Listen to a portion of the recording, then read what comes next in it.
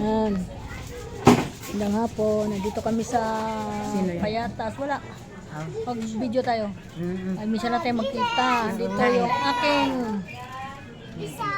kapitbahay mula sa Paul hanggang ngayon. Kumari ko. Malayo Kami na. talaga yung lagi na kung saan saan pupunta. Ayan na kami. Nagkita na kami. Malayo na ang bahay ninyo. Oh, malayo na. Bihira lang kayo magkita sa loob ng isang taon.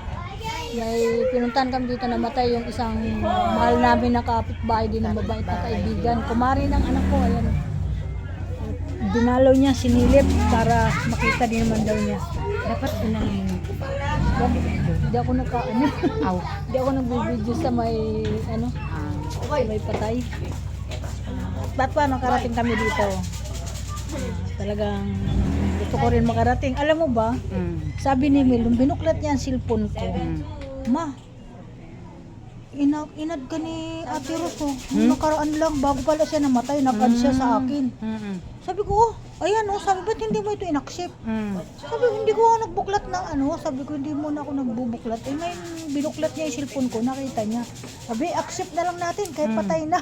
Sabi ko, sige, accept di mo. na Oo, ano naman kasi, iba naman ata may hawak ng cellphone. O baka Si Michael. Mark. Hi, hello. Yun. O, ba't ka lumalabas? Bihira lang nga magpunta dito eh. Nandiyan ka pa. Ayan ang aming mga kapitbahay na mga mababait. Ayan sila. Ngayon lang kami nagkita-kita dito. Ganyan kami. Mga bali, yung namatay pala hipag niya. Ayan. Mahirap talaga pag minsan lang magkita-kita eh. Pero dati, oras-oras halos nagkikita-kita kami, nandyan kami. Ganun talaga habang tumatanda, nag-iiba talaga yung buhay-buhay. Kaya masaya naman ako at kahit pa paano kita-kita kami. Ayan. Kaya lang yung isa na mayapa, nauna, ay talagang kinuha na siya ng Panginoon, wala tayong magawa. Ganun talaga ang buhay ng tao. Walang permanent. Kaya tayo mga guys, mag-iingat tayo. Hiniram lang natin ang ating Kaya hiniram lang ang buhay natin sa Panginoon. Kaya gagawin natin kung ano yung maganda na ikakasaya ng ating mga kaibigan. Thank you. Ayan, kasama ko anak ko dito.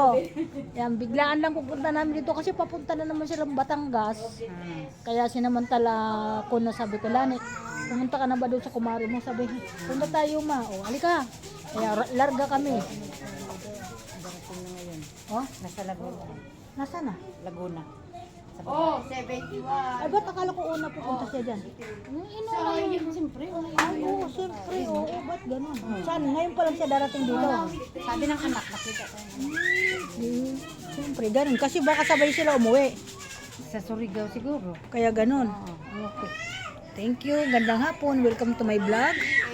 Thank you so much. Magandang hapon. Mabuti na lang. Wala na tayong bagyo. Huminto na. Salamat sa Panginoon. Thank you.